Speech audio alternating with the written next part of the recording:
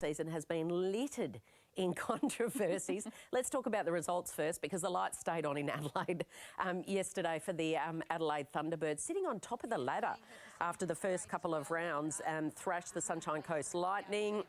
West Coast Fever are sitting second. They've sold the grand final to Melbourne. The Victorian government has bought this grand final.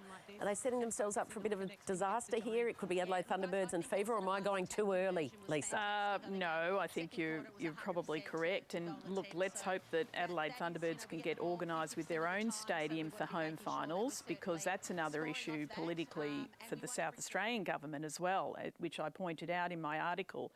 I think, when we're talking about stadiums, and particularly around women's sport, that was a missed opportunity. The Thunderbirds they've recruited extremely well. They've got Eleanor Cardwell, the English player, the English Rose, but they've also got Tracy Neville coming in to support Tanya Obst on the bench. World class. Okay, world class stadium in Sydney, haven't they got, for their first game, the Swifts' first home game of the season? And the story in this match yesterday, the Swifts got the win, but remember the Queensland Firebirds legendary shooter Romelda Aitken? She suddenly was dropped by the club once she announced she was pregnant about a year or so ago. So they picked the Indigenous rising star Danelle Wallam instead. Aitken was picked up by the Swifts. She had the last laugh yesterday. So were they wrong to let her go, the Queensland Firebirds? Because Romelda was quite emotional over this. I mean, wrong is a statement of a moral, really, decision. At the end of the day, they made the decision, I think, based on other things, obviously. But great opportunity and timing for the Swifts to get somebody like a Romelda to replace Sam Wallace in that goal shooting. Yesterday, what a masterful coach she is, the way that she can rotate her bench to get the most out of her athletes. Let's talk about last week's centre pass debacle. Collingwood Magpies 1 goal down against their arch rivals, the Melbourne Vixens. The Melbourne Vixens were handed 2 back-to-back centre passes. They scored 2 goals as a result of that, and they won by a goal. You wrote about it in your article this week for News Limited, Lisa. The result stands. Should it have been declared a draw, or were the Magpies robbed? And how do you think Netball Australia handled this situation? Well, it can't be called a draw. At the end of the day, umpiring errors that happen, and it was supposedly a bench error as well. But from my point of view, the umpire was remiss in not fixing that mistake when they could have. It's a basic, fundamental, even for our umpires that umpire the under-13s in their local association. So it is a big deal. You can't go back over all the umpiring decisions in a match, though, so it has to stand. But let's just make sure it doesn't happen again, because it is a terrible look for our game. Who's at fault, the CEO or the board? Everybody, to be fair. The CEO does the operational work of the board, but how much has been invested in umpiring and education? I think quite a lot, but at the end of the day, we're expecting umpires who are part-time umpires to be umpiring in what is becoming a semi-professional league. But you can't blame Netball Australia, can you? Because it was human error, and Netball Australia reviewed it on Monday, and on Tuesday they announced a change to the rules, and basically any player can now query an umpire on any decision. Basically, they're introducing a dissent rule, which the AFL's trying to get out of. But Kelly, the whole thing is that Netball Australia has created this environment of a rush between the centre pass and when the goal's scored, or when the goal's scored and the centre pass. So they've created this expectation about the game running quickly. So please get the very basics of who has the next centre pass correct. That's what's happening in all sport.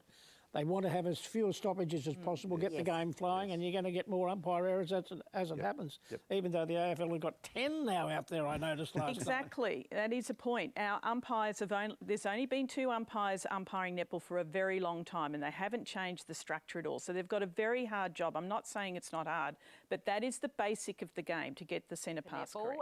Round 13 it is when the Australian coach Stacey Marinkovic will name her squad for the World Cup this year, of course, been played in South Africa in July. The Adelaide Thunderbirds, for a general observer, cellar dwellers for so long, Bianca, they're suddenly on top of the table. They played last night, 4-goal win over the Giants.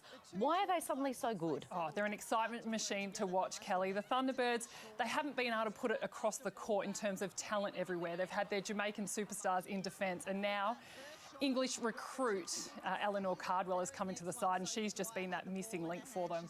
They've been fantastic to watch. Matilda Garrett, who made her Australian squad debut in defence, she's really great to watch as well and has been rock solid for them. So I really am loving what we're seeing from the Adelaide Thunderbirds. If we see, they played the Giants. They just won by 4 last night against the Giants, and it's a real physical game at the moment to try and bring down some of these top teams. Are they playing Let's Get Physical or even Rocky before matches? I mean, they're whacking into each other. It borderlines on dirty at some points. It actually does, and like, I know this is very hypocritical of me to say, Cal, you commentated me, and I was a rough player at times, especially as I got older, but I'm just seeing more and more heavily penalised teams, especially the lower teams on the ladder, trying to really take down some of the top teams who are trying to execute their skills and having to really withstand all of the dirtiness and the physicalness that's coming with it. So I think we've got to keep an eye on that, and umpires certainly have to pull it into action, stop it,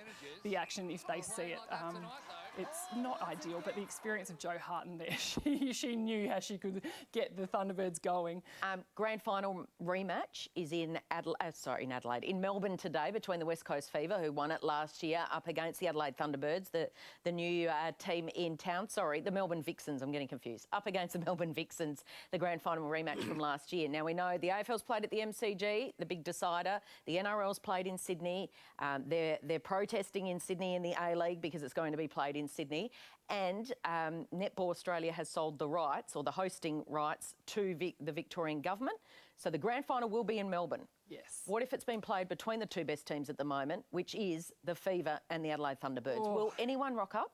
Do you know what? I actually think Melbourne will get behind them. I think there'll be a lot of fans that travel. It's not ideal. I love the fact that you could earn the right to host the grand final. I totally understand where all Australian soccer fans are at the moment with it. But I almost feel Netball, this is their second year now that it will happen. So I actually feel like it's really, we're getting used to it now, and the fans will come to Melbourne to see their teams play. OK, Ash Brazel, who's the two-code star, obviously the dual code superstar, plays AFLW for Collingwood and plays netball and played in the Com Games gold medal winning team last year.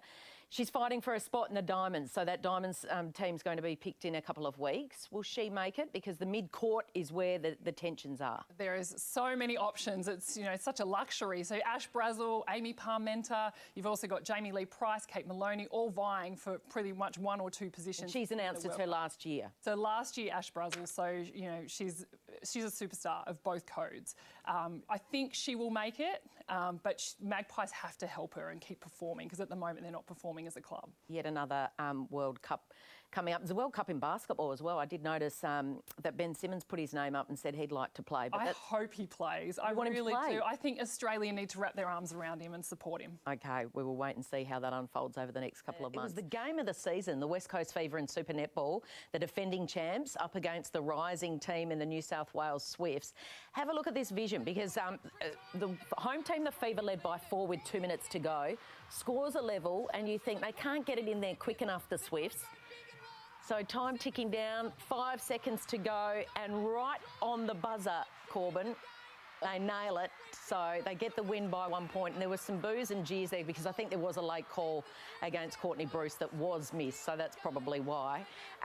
So the Swifts leapfrog the Fever into second spot on the ladder. Adelaide Thunderbirds are top. So they've won 5 in a row now, the Swifts, to put themselves in that position. And for the West Coast Fever, that's 2 weeks in a row that the same things happen. So they've played the top 2 teams in the last 2 weeks. The Vixens were able to shoot a long-range super goal the week before, which sunk them in Melbourne. They go back home in a winning position, as you touched on, in the waning moments, and yet the Swifts run them down. So all of a sudden, I always thought we sort of had 2 really good teams, the Fever and the Vixens. Yeah. We clearly have 3, and the Swifts are right in that conversation as well. And Adelaide on top. So the top 4 is clearly, really set itself.